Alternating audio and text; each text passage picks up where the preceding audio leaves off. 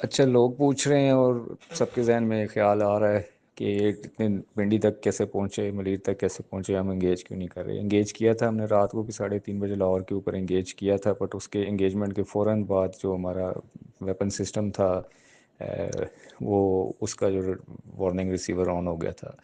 Which means کہ وہ detect ہو گیا تھا، جس کو ہمیں پھر شفٹ کرنا پڑا۔ یہ جو ڈرونز آ رہے ہیں ان پہ E S M suit mounted ہے۔ ان کا پرپز ہے کہ یہ ہمارے گراؤنڈ بیسڈ ایئر ڈیفنس کی ریڈیشنز کو ڈیٹیکٹ کریں، اور ڈیٹا لنک کے پیچھے یہ ہماری لوکیشنز کو ٹرانسمٹ کر دیتے ہیں کہ جو ان کے کمانڈ سینٹرز کو، کہ کہاں سے ان کو ہم نے لاک کیا ہے، جس کی وجہ سے ہمارے گراؤنڈ بیسڈ ایئر ڈیفنس کے جو سسٹمز ہیں، لو میڈز ہیں، ہائی میڈز ہیں، ان کی لوکیشن ڈسکلوز ہو جائے گی۔ اس لیے کل رات جب اس کو پہلے ایکٹیو ہم نے انگیج کیا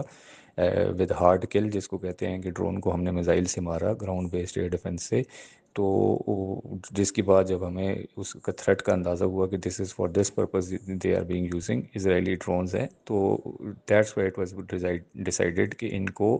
long range air defence systems جو کہ میزائل گائیڈنس سسٹمز پہ ورک کرتے ہیں اس پہ ہم نے نہیں انگیجمنٹ کرنی۔ ان کو آئیدر ہم نے سافٹ کل جس کو ہم کہتے ہیں تھرو جیمنگ ان کو گرائیں، یا پھر یہ جب ذرا نزدیک نیچی رینج میں آئیں تو ان کو ہم اپنے اور لیکن ویپن سسٹمز اور جو گن ویپن سسٹمز ہیں ان سے ہم ان کو شوٹ ڈاؤن کریں۔ تو یہ پروب کر رہے تھے، اور یہ پروب کرتے ہوئے یہ لوئٹر ہوئے ہیں، but they have been continuously monitored. ان کا روٹ آنے کا سارا وہ کر رہا تھا، بٹ اس کو engage through long range air defence missile system سے نہیں کیا گیا ڈیلیبریٹلی